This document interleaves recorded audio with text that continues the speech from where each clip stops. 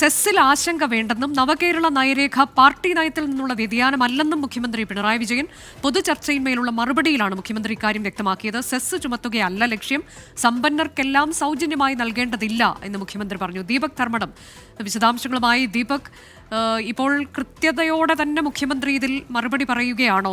എന്താണ് ഇന്നലെ ഇപ്പോൾ ചില പ്രതിനിധികളൊക്കെ ആശങ്ക പ്രകടിപ്പിച്ചിരുന്നു, ഇതെന്താണ് പാർട്ടി നയം ആണോ ഇത് എന്നുള്ളത്, ഏത് തരത്തിലേക്കാകും ഈ വിഭവ സമാഹരണം എന്നുള്ളത്, അത് ജനങ്ങളെ ബുദ്ധിമുട്ടിക്കുന്ന തരത്തിലേക്കാണോ? സിംഗൂറൊക്കെ എടുത്ത് പറഞ്ഞുകൊണ്ട് ചില പ്രതിനിധികൾ കാര്യങ്ങൾ അവതരിപ്പിച്ചിരുന്നു. അപ്പോൾ അതിലൊക്കെ കൃത്യതയോടെ എന്താണ് സർക്കാർ ഉദ്ദേശിക്കുന്നത് എന്നുള്ള മറുപടിയായോ?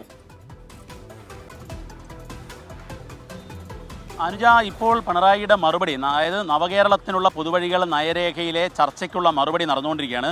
അതിൽ വളരെ കൃത്യമായി അദ്ദേഹം പറയുകയാണ്, വിഭവ സമാഹരണത്തിൻ്റെ കാര്യത്തിൽ കേന്ദ്രം പണം അനുവദിക്കാത്ത സാഹചര്യത്തിൽ തനത് വിഭവം വർദ്ധിപ്പിക്കേണ്ടതുണ്ട്. അതിൽ ജനങ്ങൾക്ക് ആശങ്ക അകറ്റാൻ വേണ്ടി വളരെ കൃത്യമായി അദ്ദേഹം പറയുന്നു, സെസ് പിരിക്കുക, സാധാരണക്കാരിൽ നിന്നും അമിതമായി പണം പിരിക്കുക എന്നുള്ളത് സർക്കാരിൻ്റെ ലക്ഷ്യമല്ല. നയരേഖ അങ്ങനെ മുന്നോട്ട് വെച്ചിട്ടില്ല. പക്ഷേ ഭാവിയിൽ ഏതൊക്കെ മേഖലയിൽ നിന്നും സെസ് ആവാം, സമ്പന്നർക്കെല്ലാം സൗജന്യമായി നൽകേണ്ടതില്ല എന്നതാണ് ഈ നയരേഖയുടെ ലക്ഷ്യം. അതായത് രണ്ട് രീതിയിലാണ്.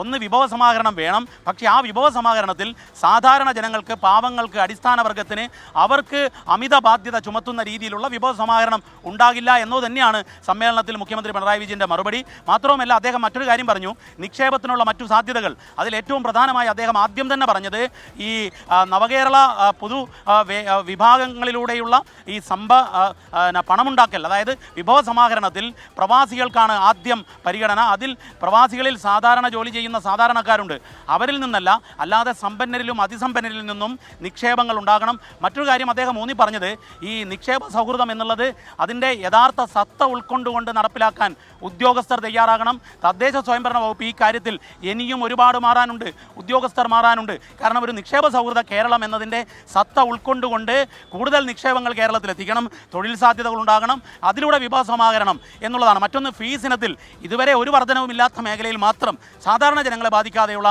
ഒരു ഫീസ് വർധനവുമാണ് മുഖ്യമന്ത്രി മറുപടിയിൽ പറഞ്ഞിരിക്കുന്നത്. അനുജ, അതാണ് മുഖ്യമന്ത്രിയുടെ മറുപടി. അതിപ്പോൾ തുടർന്നുകൊണ്ടിരിക്കുകയാണ്. പ്രവാസി നിക്ഷേപം വൻതോതിൽ വർദ്ധിപ്പിക്കുക എന്നുള്ള തരത്തിലേക്കൊക്കെ വിഭവ സമാഹരണം, എന്നാൽ എന്താണ് ഉദ്ദേശിക്കുന്നത് എന്നാണ് മുഖ്യമന്ത്രി പറഞ്ഞുകൊണ്ടിരിക്കുന്നത്. ഒരിക്കലും സാധാരണക്കാർക്ക് ദോഷകരമായ രീതിയിലാകില്ല അത്. ഒപ്പം തന്നെ സെസ്, ഫീസ് എന്നൊക്കെയുള്ളത് അതൊന്നും ഒരു ലക്ഷ്യമല്ല, അതൊരു സാധ്യത എന്ന തരത്തിലേക്ക് പരിഗണിക്കുന്നു എന്നതാണ്. അപ്പോഴും സാധാരണക്കാരന് പ്രശ്നമില്ലാത്ത തരത്തിലേക്കാകും എന്ന മുഖ്യമന്ത്രിയുടെ മറുപടി. ആ മറുപടി തുടരുകയാണ്.